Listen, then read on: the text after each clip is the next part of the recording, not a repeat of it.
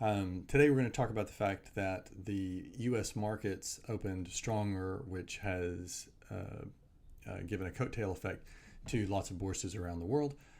That Australian lenders have started to figure out a strategy for how they're going to live out the rest of the pandemic and what they're going to do in terms of lending going forward.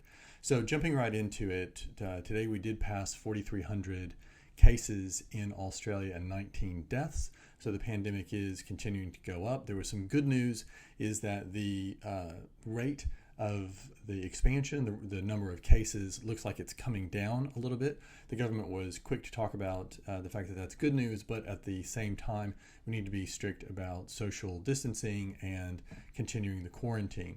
They also said in negative news, they also said that they released the information that it's likely that the pandemic and the effects of that it will not peak until October or November. So that's a long time away. You're talking 6 to 8 months from now, and that's a long time for people to ride stuff out. In the broader world, there were two kind of significant positive events that, again, are driving the markets higher. One is that China is actually back to growth. So they have had, obviously, a roller coaster ride with the shutdown that they had in Hubei province and the really strict measures that they took.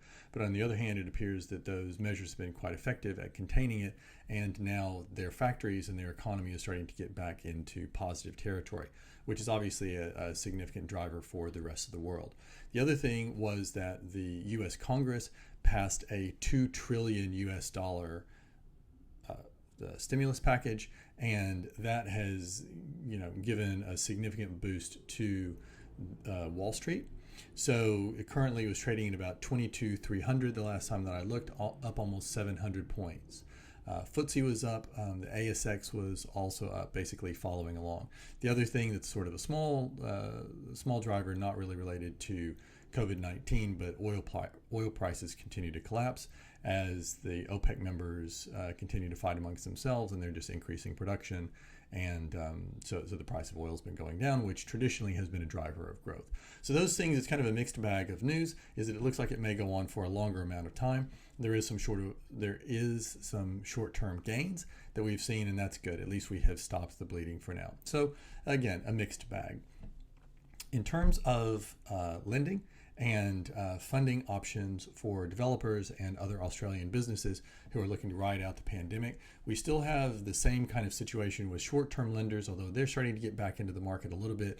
They are being stricter with what they're lending to. Construction projects, definitely, there's been the move to quality that you've heard me talk about before, so only the better deals are getting done.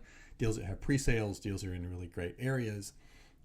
Deals that are larger. One of the groups that I talked to today, which previously had been working on something between 10 and 70 kind of ticket size, they said that they are looking at stuff for construction projects. They're only looking at projects that are 40 million and above.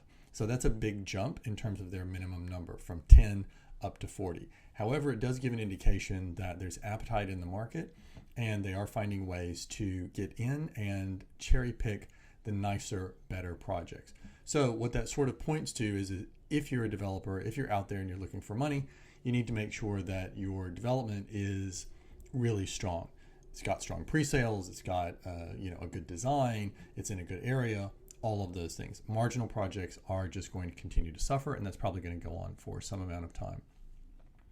The other thing that's interesting that I'm seeing is that residual stock and improved assets, those things it's really a mixed bag. So you've got some groups which are just steering clear altogether, have said, no, we don't want to look at that. And then there's another set of lenders who have said, we view those as less risky assets, and we're happy to jump in. So you've got quite a wide spectrum of opinions in that area.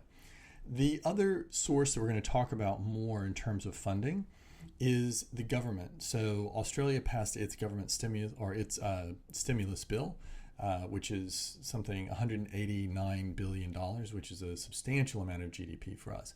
Later in the week, we're going to have a couple of political operatives who are going to talk about what does that mean and how do we get at some of that money.